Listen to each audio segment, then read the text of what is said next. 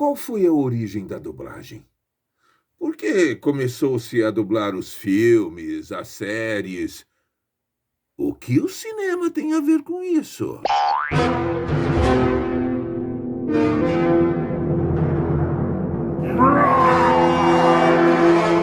Só que não.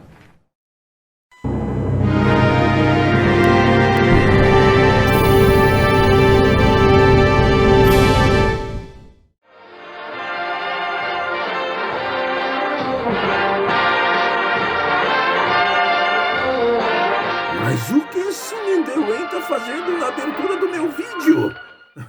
Esse tal de Gene Kelly é mesmo um fura-zóio. Uou! Tudo bem aí, pessoas? Aqui tá tudo chique, claro. Bom, chique mesmo eram os figurinos dos anos 1920. Lindos cortes e cores e tudo ficava preto e branco. Pois é, esse vídeo teve seu insight nos anos 1920, quando se deu o início da transição do cinema mudo para o sonoro. E foi este clássico do cinema, Sing in the Rain, que me inspirou a falar sobre a origem da dublagem.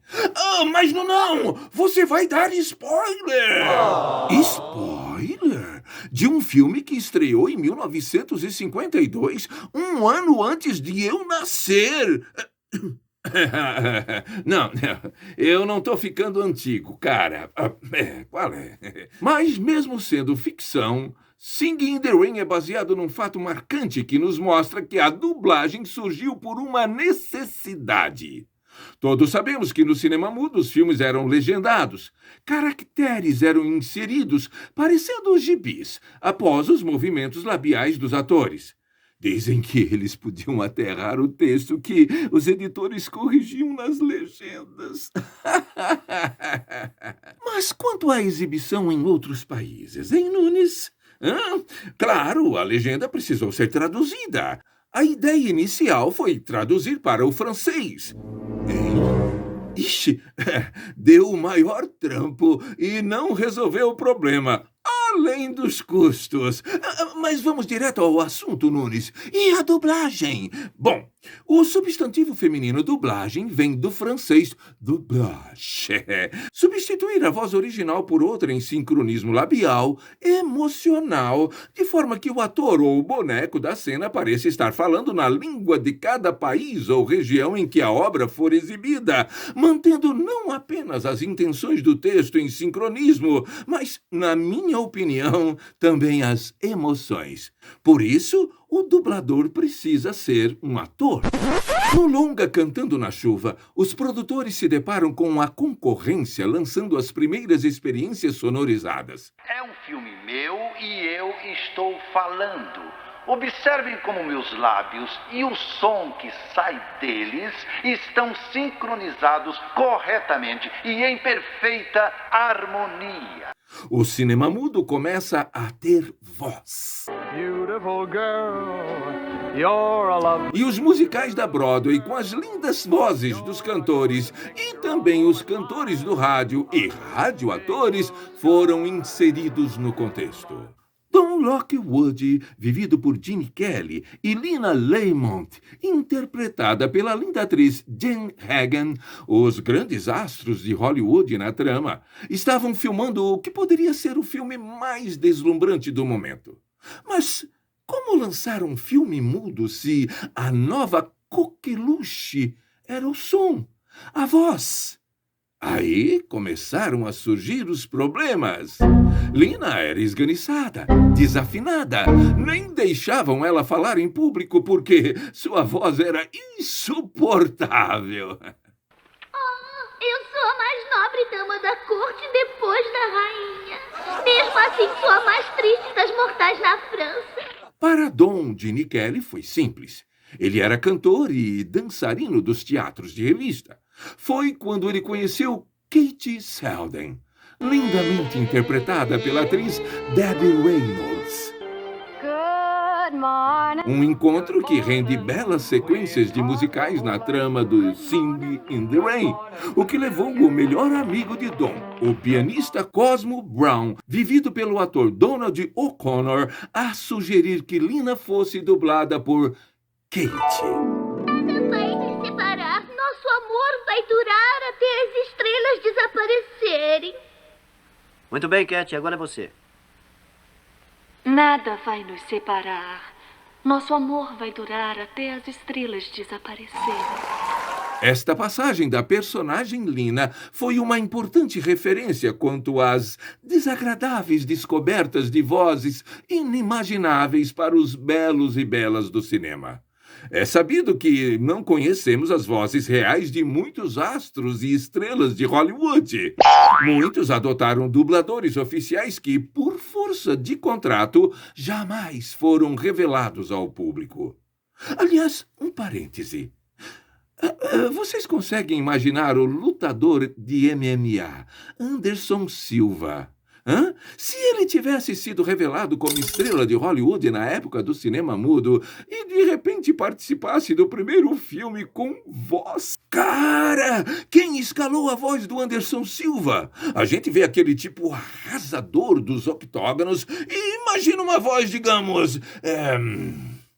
E aí, você vai me encarar? Mas não foram somente as vozes surpreendentes, para não dizer horríveis, que exigiram as dublagens quando o cinema deixou de ser mudo.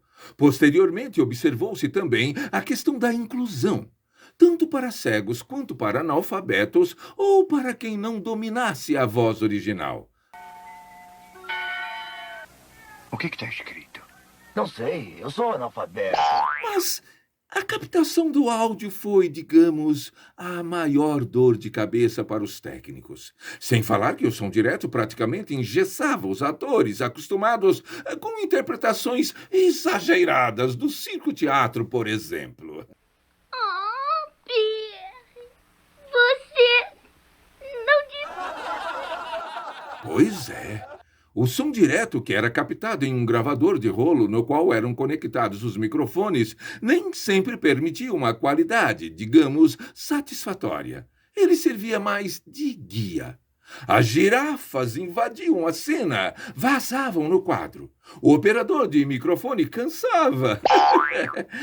Ou seja, nem sempre se conseguia um posicionamento adequado e o som acabava ficando ruim. Sem falar das locações ao ar livre, com muitas interferências e ruídos. Então, a dublagem também teve como razão suprir esta necessidade técnica no cinema.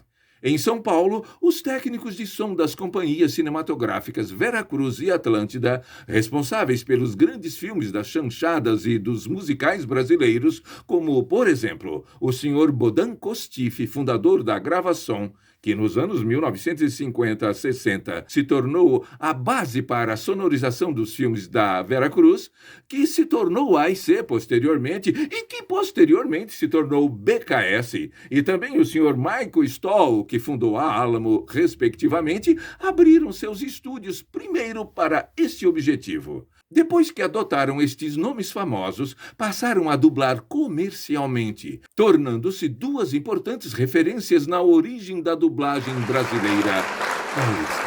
Eu iniciei na dublagem em 1974 na IC e permaneci na transição para a BKS, sigla originada do nome Bodan Kostifi Studios, quando o Sr. Kostifi comprou o estúdio e passou a ter como sócia a advogada Pierangela Piquet, responsável pela BKS até os dias de hoje.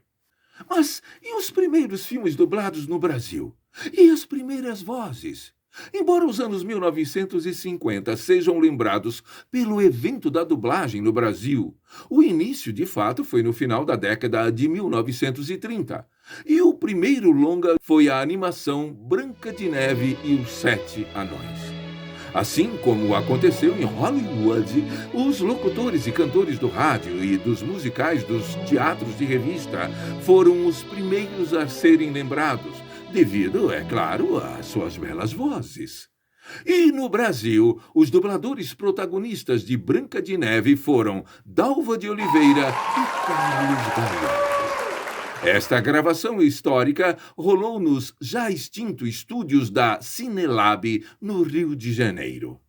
Em 1950, temos no Brasil a inauguração da primeira TV da América Latina, a TV Tupi, por Assis Chateaubriand.